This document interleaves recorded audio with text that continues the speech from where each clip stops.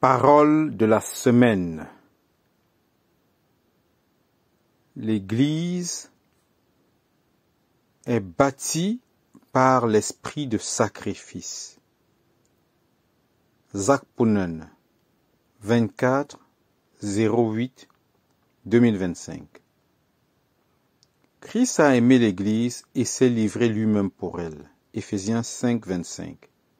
Pour bâtir l'Église, nous devons aimer l'Église de la même manière que Jésus a aimé l'Église. Il ne suffit pas de donner notre argent ou notre temps. Nous devons nous donner nous-mêmes, livrer notre vie centrée sur nous-mêmes. Lorsque Dieu a voulu décrire son amour pour l'homme, il n'a pu comparer son amour qu'à un seul exemple terrestre, l'amour d'une mère pour son nouveau-né, voir Ésaïe 49-15. Si vous observez une mère, vous verrez que son amour pour son bébé est entièrement animé par l'esprit de sacrifice. Dès tôt le matin jusqu'à tard le soir, et même durant toute la nuit, une mère se sacrifie pour son bébé, et elle n'en reçoit rien en retour. Elle endure les douleurs et les désagréments, année après année, pour son enfant, joyeusement, en n'en attendant rien en retour. C'est de cette façon aussi que Dieu nous aime. C'est la nature qu'il veut nous transmettre.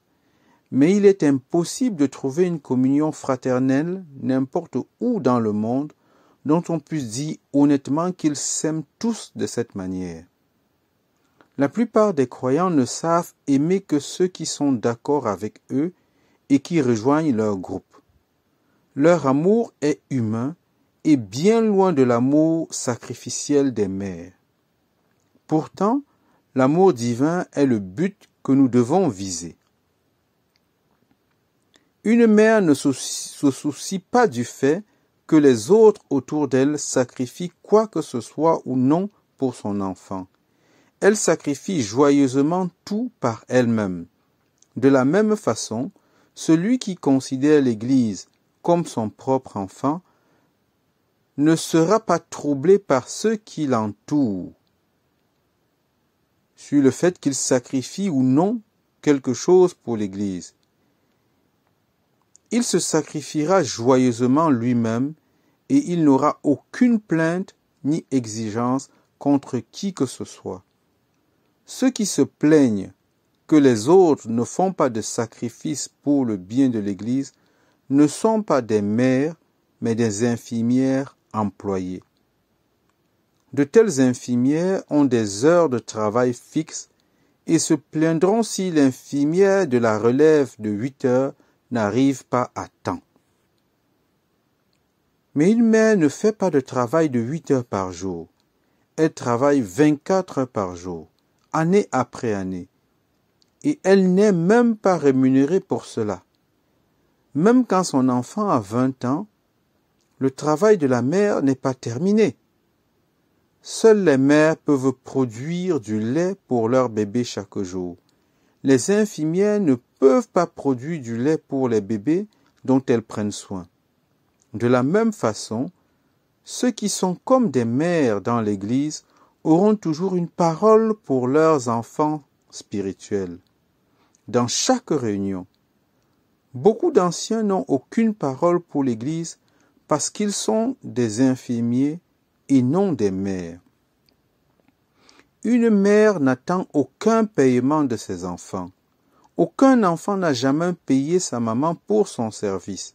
En fait, si vous deviez calculer le salaire qu'une mère devrait recevoir au taux de 20 roupies par heure, comme le sont les infirmières, vous verrez que chaque enfant doit à sa mère plus de 3 millions de roupies à l'âge de 20 ans. Quel enfant peut rembourser un tel montant à sa mère? Maintenant, la question qui nous vient à l'esprit est la suivante. Qui veut travailler ainsi pour le Seigneur et pour son Église, sans recevoir aucun paiement, mais se donnant lui-même, jour après jour, année après année, jusqu'au retour de Jésus. Si Dieu peut trouver une seule personne avec cet esprit, où qu'il se trouve, il l'utilisera pour bâtir l'Église bien plus qu'il ne pourra utiliser 10 000 croyants au cœur partagé qui essayent de le servir sans esprit de sacrifice. Quand Jésus viendra sur terre et que vous serez devant lui, aurez-vous des regrets au sujet de la façon dont vous avez vécu, ou serez-vous capable de regarder en arrière et voir votre vie passer de façon utile pour le royaume de Dieu? Beaucoup s'égarent et gaspillent leur vie sur terre.